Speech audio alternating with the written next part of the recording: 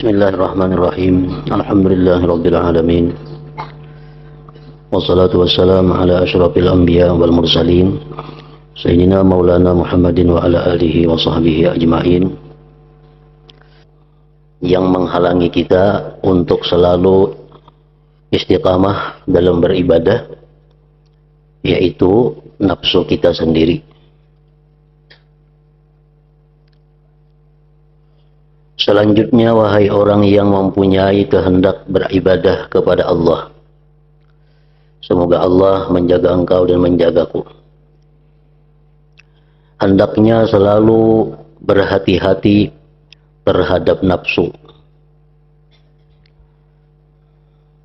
yang senantiasa mengajak berbuat jelek itu. Karena nafsu adalah musuh yang paling suka membuat mudarat. Karena nafsu adalah musuh yang paling suka membuat mudarat. Cobaannya paling berat cobaan. Paling sulit merawatnya, memeliharanya, mendidiknya. Paling sulit penyakitnya, dan paling sulit pengobatannya. Sesuai dengan sabda Nabi sallallahu alaihi wasallam, "A'dal a'da nafsuka allati baina jambaik." Musuh yang paling musuh di antara segala musuh adalah nafsu engkau yang ada di badan engkau.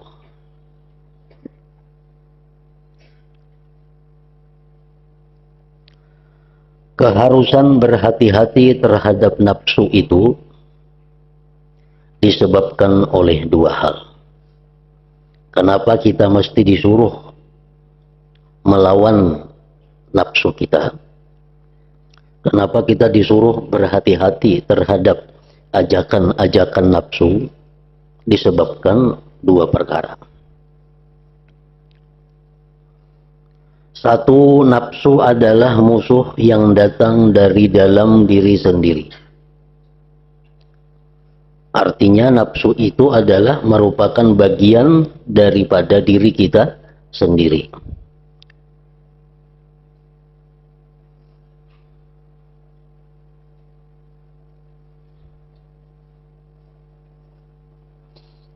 Sebagaimana akal bagian dari diri kita, hati bagian daripada kita, roh bagian dari kita, demikian pula nafsu bagian daripada diri kita. Artinya bila kita melawan nafsu, berarti kita melawan diri kita sendiri. Nah, itu sebabnya. Nafsu adalah musuh yang datang dari dalam diri sendiri. Pencuri apabila dari dalam rumah tentu sangat sulit disiasati dan amat menyusahkan. Kalau maling ada di rumah kita, anakkah siapakah yang serumah lawan kita? Nah, itu paling ngalih. Maling dari luar lebih mudah kita berhati-hati. Nah, kalau maling berada dalam rumah kita sendiri, maling itu bagian daripada keluarga kita sendiri, tentu lebih sulit kita menjaganya. Benar sekali ucapan orang yang bersyair, "Nafsi ila ma darrani da'i, tukthiru askami wa auja'i. Kaifa ihtiyali min aduwin ida, kana aduwi baina adla'i." Artinya nafsuku selalu mengajakku berbuat yang merugikan diriku, memperbanyak penyakitku. Bagaimana daya upaya aku menghadapi musuh yang berada di antara tulang-tulang rusuk. Kalau kita punya musuh syaitan, itu dibacakan zikir-zikir, syaitan mundur. Nah, kalau ini yang menjadi musuh bagi kita adalah nafsu, tentu kada akan mampan dengan zikir-zikir yang dibaca. Kada mampan dengan bacaan-bacaan menolak syaitan. Jadi pertama kita mesti berhati-hati dengan nafsu, sebab nafsu itu ada di dalam diri kita. Yang kedua, nafsu itu musuh yang disukai atau dicintai manusia. Nafsu itu musuh yang disukai, dicintai. Manusia biasanya buta terhadap celah kekasihnya. Manusia itu kalau sudah mencintai sesuatu apapun, maka dia akan melihat lagi keaiban atau kekurangan atau cacat dari yang dicintainya itu. Hampir-hampir tidak dapat melihat celah kekasihnya itu, karena sudah menyayangi, mencintai sesuatu tadi. Sebagaimana dikatakan oleh seorang penyair, walasta tara aiban lidil wuddi wal ikha wala ba'dha ma fihi idza kunta radiya wa ainur ridha an kulli aibin kalilatun walakinna ainas sukhti tubdil masawiyah. Artinya, engkau tidaklah melihat celah orang yang cinta dan saudara. Orang yang kita cintai, orang yang kita anggap sebagai saudara kita, nah itu biasanya kita kada bisa lagi melihat kekurangannya. Juga tidak dapat melihat sebagian apa yang ada padanya pada orang yang dicinta atau saudara tadi. Apabila engkau sudah senang. Bila kita sudah ketujuh, nang kada baiknya itu kada kelihatan lagi. Apabila engkau sudah senang, mata yang senang tentu tumpul, tidak dapat melihat terhadap setiap celah. Tetapi mata yang benci dapat menampakkan berbagai keburukan. Nah, amun kita kada katuju lawan seseorang, nampak semuaan kesalahan itu orang di hadapan kita. Nampak keaiban celah orang itu di hadapan kita. Kenapa? Karena kita sudah berdahulu kada katuju lawan inya.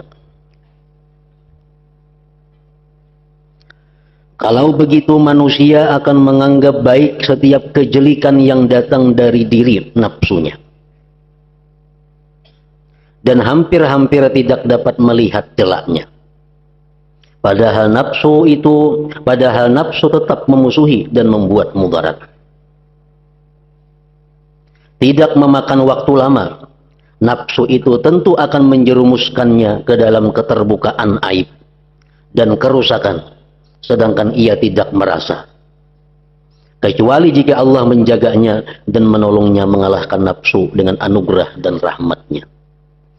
Tidak ada satu penyesalan yang timbul, melainkan akibat daripada nafsu.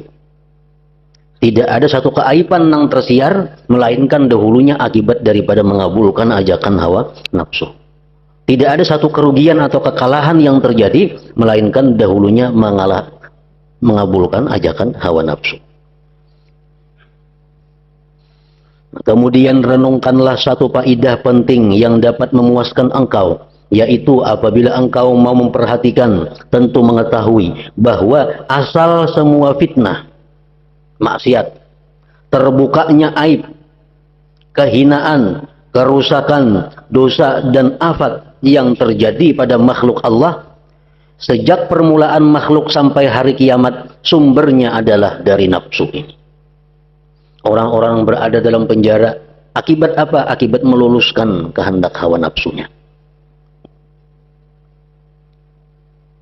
Ada kalanya sebab nafsunya itu sendiri, dan ada kalanya sebab bantuan nafsu. Syaitan akan sulit masuk menggoda kita kalau kada dibantu oleh nafsu kita. Permulaan maksiat kepada Allah Ta'ala adalah dari iblis. Makhluk pertama yang maksiat kepada Allah, iblis. Sedangkan sebab maksiat iblis itu, sesudah qada Allah yang telah ditetapkan, adalah hawa nafsu. Iblis kenapa maksiat kepada Allah? Karena hawa nafsunya. Dengan kesombongan dan kedengkian yang menjerumuskannya. Iblis ini sangat bernafsu, ingin menjadi orang yang nomor satu. Iblis sangat bernafsu ingin menjadi orang yang paling mulia.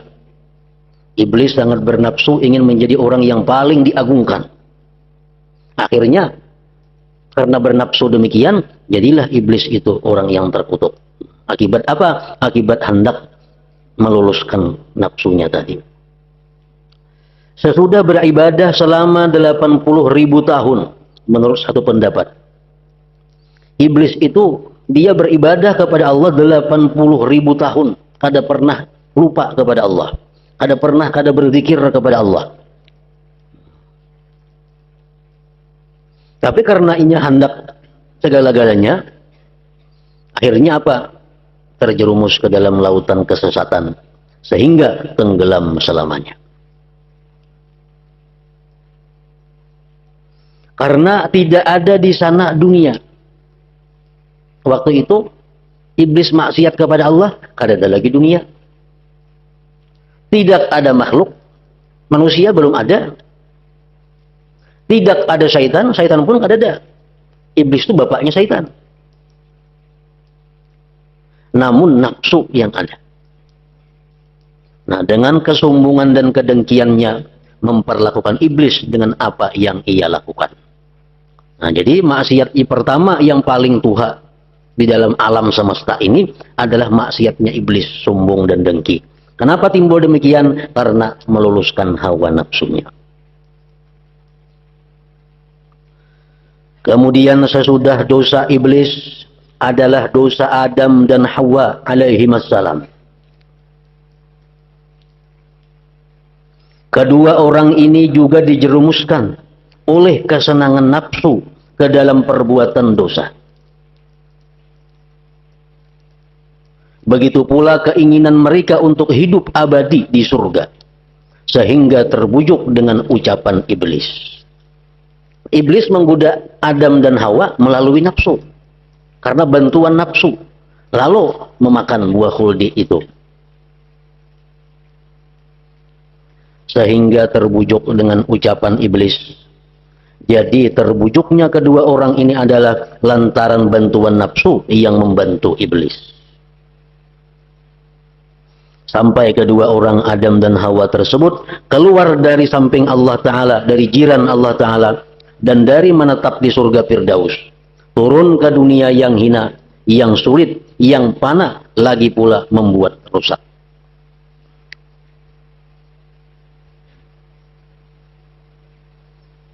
Jadi syaitan ada yang mengganggu kita, nafsu ada juga yang mengganggu kita.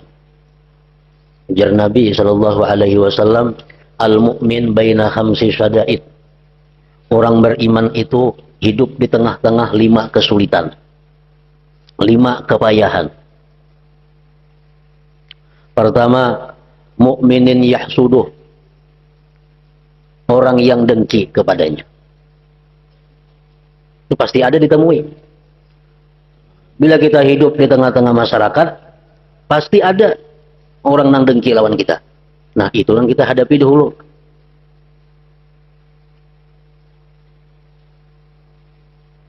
Menghadapi orang yang dengki adalah sesuatu hal yang sulit. Kenapa? Karena amun kita dapat nikmat, inya sari. Kita dapat musibah, inya suka. Wa munafikin yubghiduhu. Yang kedua yang kita hadapi dengan susah payah adalah orang munafik yang selalu benci kepada kita. Orang-orang munafik selalu kada katuju lawan orang-orang yang beribadah kepada Allah. Wa kafirin yuqatiluhu. Yang ketiga, orang kafir selalu memerangi kita. Baik dengan pedang, baik dengan ekonomi, baik dengan budaya, baik dengan akhlak. Yang keempat, wa syaitanin yudilluhu. Syaitan yang menyesatkannya. Syaitan selalu membujuk kita, menggoda kita untuk jauh dari Allah. Yang kelima, wa nafsin tunazi'uhu. Nafsu yang selalu menentang dia. Nafsu yang selalu merebut dia. Jadi kita hidup ini di tengah-tengah 5 musuh. Di tengah 5. Ada yang dengki, ada yang marah, ada yang memerangi, ada yang menyesatkan, ada yang menentang.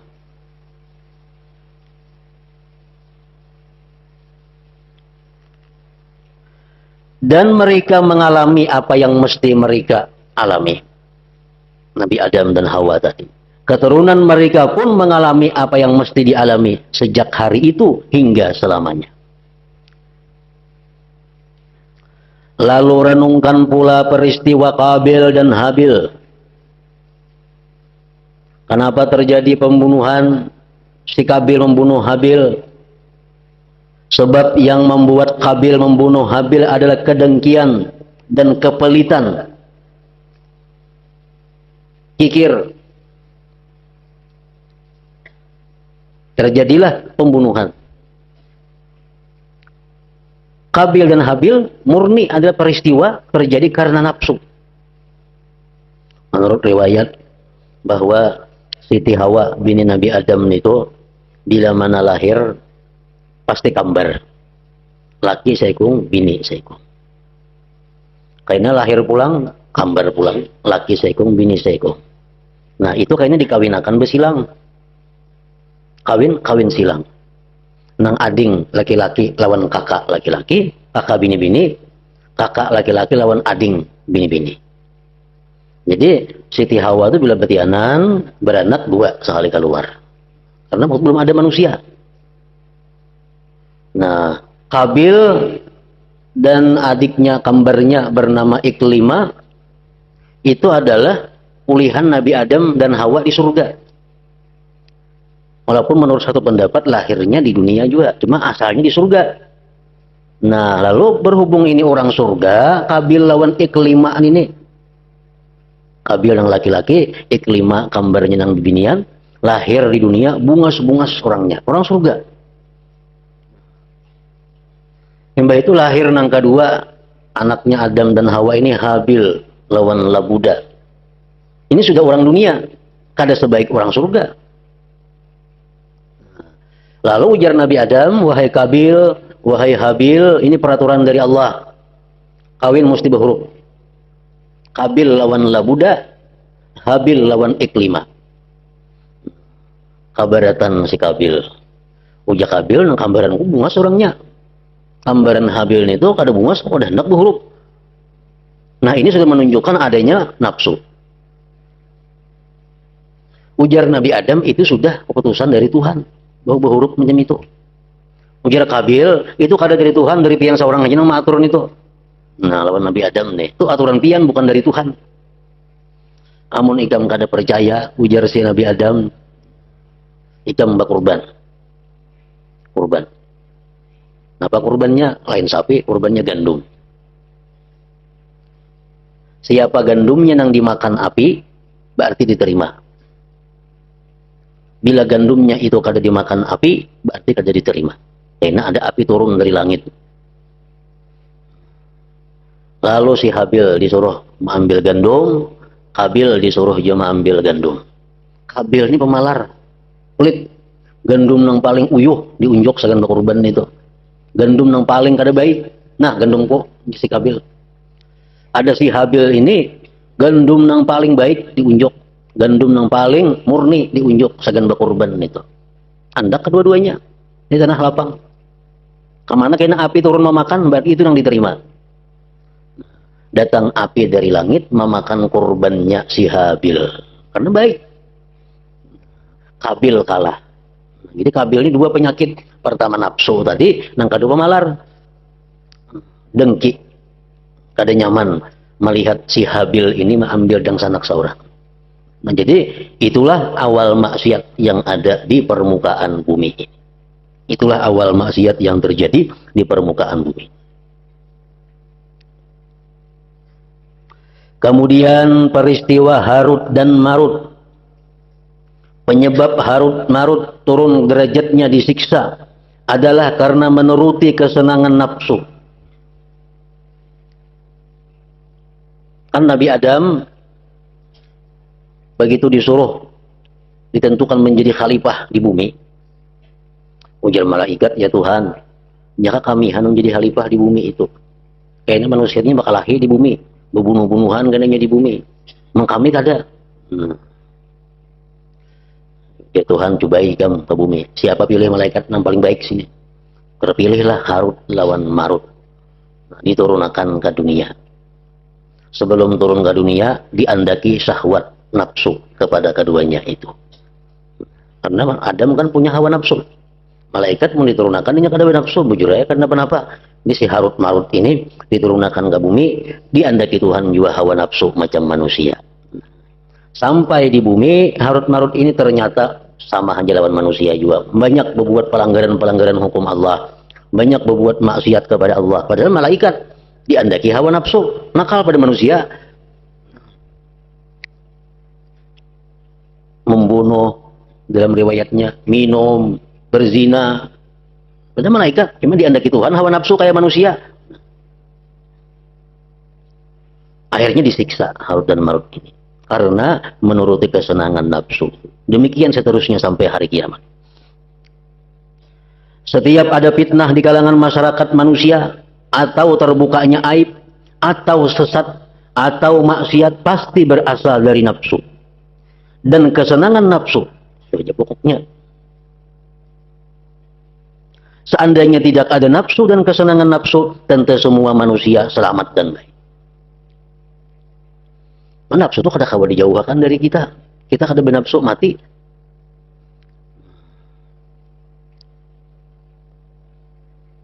Makanya kita kada boleh mematikan nafsu.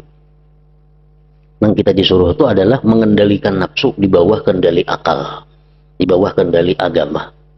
Karena nafsu, hendak kawin itu ada nafsu, hendak makan mesti ada nafsu. Nafsu kada kawa hilang pada diri kita. Amun kada ada nafsu, kada ada lagi manusia. Jadi kita kada disuruh mematikan nafsu, cuma kita disuruh mengendalikan si nafsu di bawah kendalinya agama.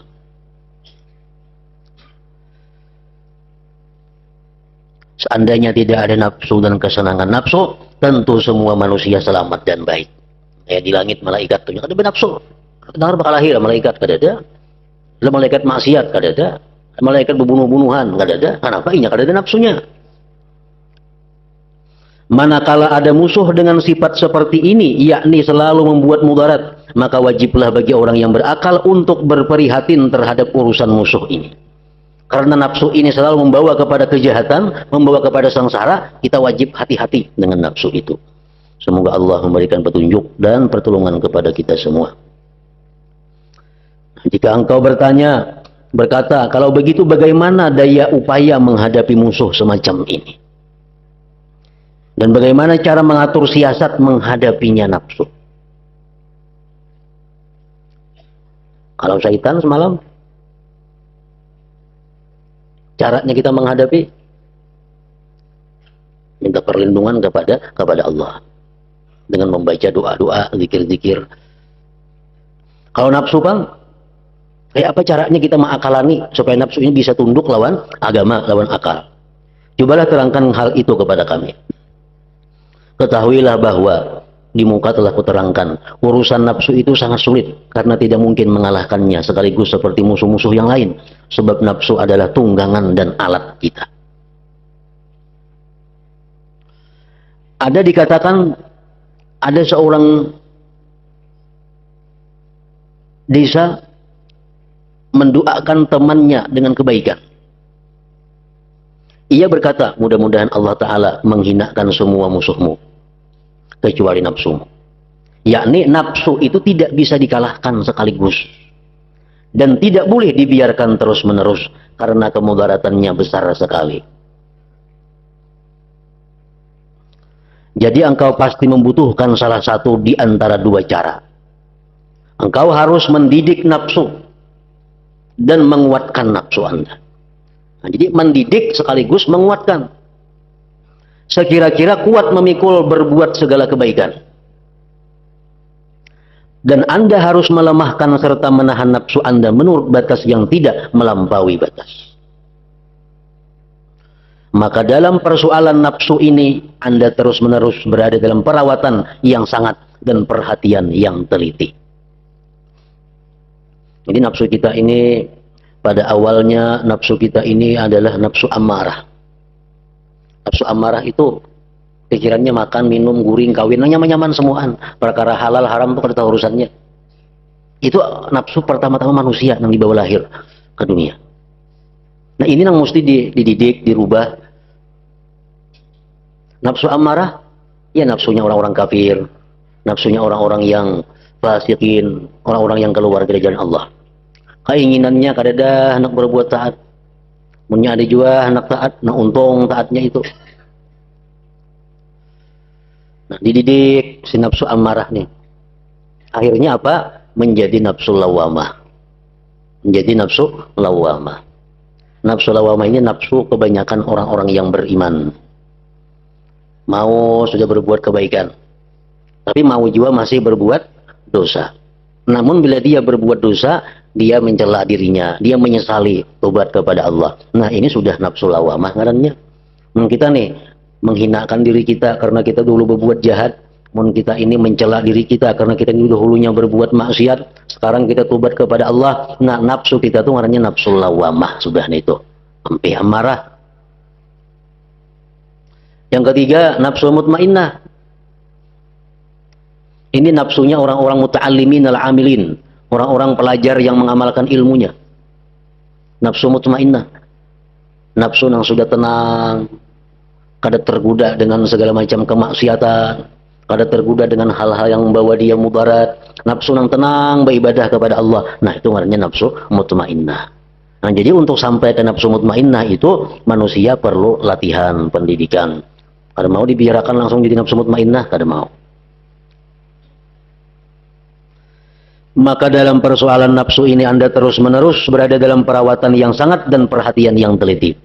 Aku telah menerangkan pula mengenai urusan nafsu, yaitu hendaknya engkau memberinya kekang dengan kendali takwa dan wara. Supaya Anda dapat menghasilkan dua faidah di atas sekaligus. Jika engkau bertanya nafsu itu bagaikan hewan yang nakal atau sulit pemeliharaannya, jelek pekertinya dan tidak menurut kepada gerak kendali, lalu bagaimana daya upaya untuk menundukkannya sehingga kita bisa menguasainya? Nafsu ini macam binatang nang liar, nang nakal, sulit dikekang, sulit dikendali. Nah, kayak apa cara supaya kita bisa mengendalikannya itu? Ketahuilah bahwa apa yang Anda katakan itu benar. Upaya adalah menundukkan nafsu sampai menurut kepada kendali. Para ulama kita berkata, yang bisa menundukkan nafsu dan melunakkan kesenangan nafsu itu hanya tiga. Yaitu satu, mencegah kesenangan nafsu.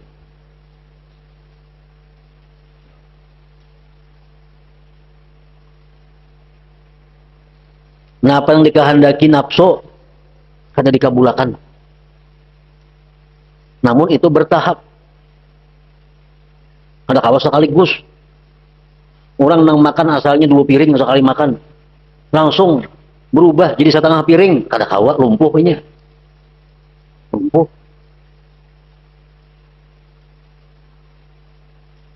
Mencegah kesenangan nafsu. Karena hewan tunggangan kuda yang nakal itu dapat melunak bila dikurangi makanannya. Kuda tuh, bila pina nakal, kada kawa diatur, kurangi makannya. Nya masih kina.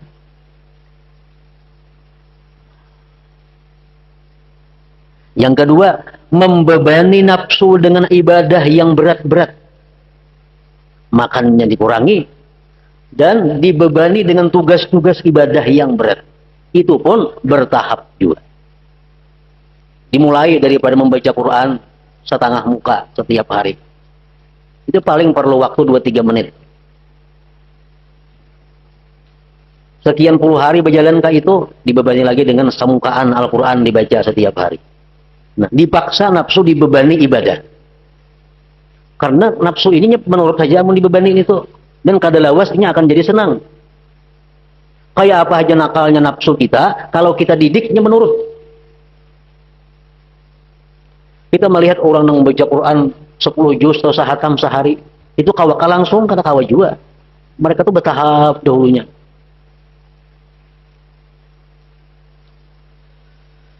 Karena himar itu bila ditambah muatannya dan dikurangi makanannya, maka menjadi menurut dan tunduk. Yang ketiga, memohon pertolongan Allah Azza wa Jalla. Jadi dalam istilah tasawuf disebut riyadhatun nafsi, melatih nafsu. Kadang kalau dilatih, kadang kalau dididik. Orang tuh misalnya ada berlatih, ada saling latihan apa-apa, awalnya langsung nyalam sekian jam, wah, mesti ada latihannya. Orang kalau sembahyang malam ini 1000 rakaat, ada latihannya. Kenapa? Membebani nafsu dengan beban yang berat. Yahya bin Mu'adz berkata, jahid nafsaka bi asyafir riyadhah. Lawanlah nafsu engkau dengan pedang latihan. Dengan pedang latihan. Nah, padahal kita latih nafsu kita ini 4 hal yang perlu kita latih. Ini modal. Al-qut minat ta'am, sedikit makan.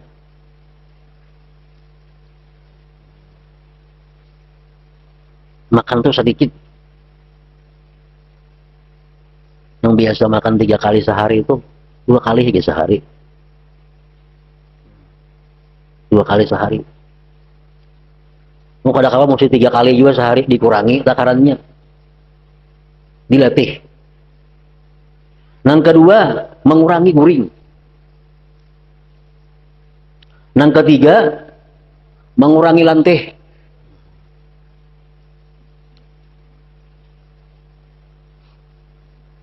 Yang keempat, menahan gangguan-gangguan, celaan-celaan daripada manusia. Ada melawani artinya. Padahal kenapa, ada perlu dilawani. Karena menilai kita Allah Ta'ala kada manusia. Sekampungan, seduniaan, madahan kita nih pasik. Biar kita merasa bahwa Allah Ta'ala itu kada menganggap kita pasik. Nah gunanya apa? Kita melatih diri mengurangi makan. Itu untuk menumpulkan syahwat. Untuk menumpulkan syahwat kita. Keinginan-keinginan kita.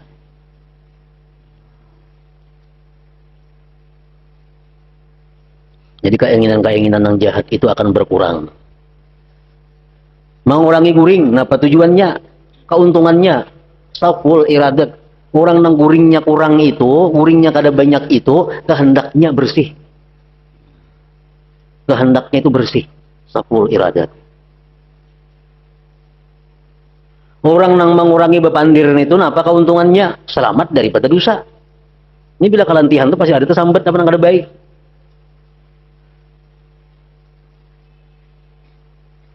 Jadi gunanya kita mengurangi pandiran itu supaya selamat dari dosa-dosa. Nah, sedangkan kita melatih diri kada membalas kepada orang yang menyakiti kita, itu paling baik, paling dicari al-bulugh ilal ghayat, sampai kepada tujuan. Kita hendak jadi apakah? Kita mesti tahan menghadapi celaan orang, tahan menghadapi cercaan orang, tahan menghadapi hinaan orang. Kalau kita hendak jadi orang mulia, hendak jadi orang yang besar, hendak jadi orang yang dihormati Allah, yang disayangi Allah, mesti kita tahan kada membalas baik zahir maupun batin kepada orang nang katuju mencelai kita, menyakiti kita, menghina kita. Artinya zahir batin apa? Zahir kita kada melawan, batin kada mendoakan yang celaka. Ini ada aja kita disakiti orang, kita kada melawan, tapi batinnya berdoa lawan, ya Allah, binasakan ingin itu juga. Nah, itu kan melawan juga pada batinnya. Nah, jadi kalau kita ini mampu mengurangi makan, mampu mengurangi guring, mampu mengurangi bicara, tahan terhadap hal-hal gangguan manusia, jadi sudah kita akan sampai kepada tujuan, jadi manusia yang beruntung. Nah, jadi nafsu pada intinya akan tunduk kepada kita latihan. Dan kada lawas melatih nafsu supaya tunduk lawan kita. Ada yang mengatakan 40 hari sesuai kejadian kita. Kita nih kayak apa supaya kawan, umpamanya memaksa diri nih supaya kawan membaca ini dengan lapang, membaca ini dengan nyaman. Latih 40 hari. Bila kada berhasil, tambah lagi 40 hari. Kada berhasil, tambah lagi 40 hari, berhasil. Ada orang berhasil diberi Tuhan 40 hari pertama. Ada 40 hari kedua. Yang paling terakhir 40 hari ketiga. Itu jarang terjadi. Yang terbanyak 40 hari pertama. Kita membaca Quran misal sajus itu sehari asa kelapahan. Latih 40 hari. Betul-betul 40 hari. Baca sajus itu hampir apa? Ada lagi. Itu asal kejadian kita 40 hari. Jadi apakah bila kita kelapahan, kesulitan, kita paksa, kita latih, kadilawas sekolahnya 40 hari. Kita akan bisa mengatasi hawa nafsu. Orang tuh kada mau bangun, hendak bangun pukul 2. Anak pukul 2 bangun, pukul 2 bangun. Cuma kada mau bangun bila pukul 2. Nah, kita paksa 40 hari. Nah, kayak apa caranya? Alarm kada bikin kita telinga andaki nah, kiri kanan alarm. Pukul 2 bangun paksa. 40 hari kada alarman lagi.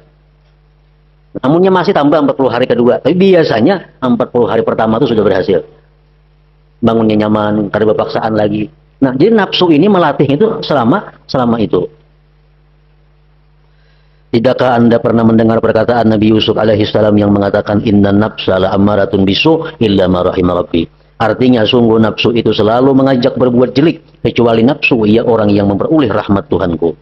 Apabila Anda dapat mengekalkan 3 hal tersebut, maka nafsu Anda yang liar pasti akan menurut kepada Anda dengan seizin Allah Subhanahu wa ta'ala.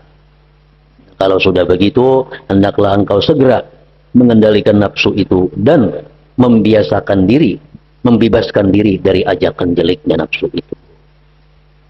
Seandainya engkau berkata, Hadratin Nabi sallallahu alaihi wasallam, Al-Fatihah.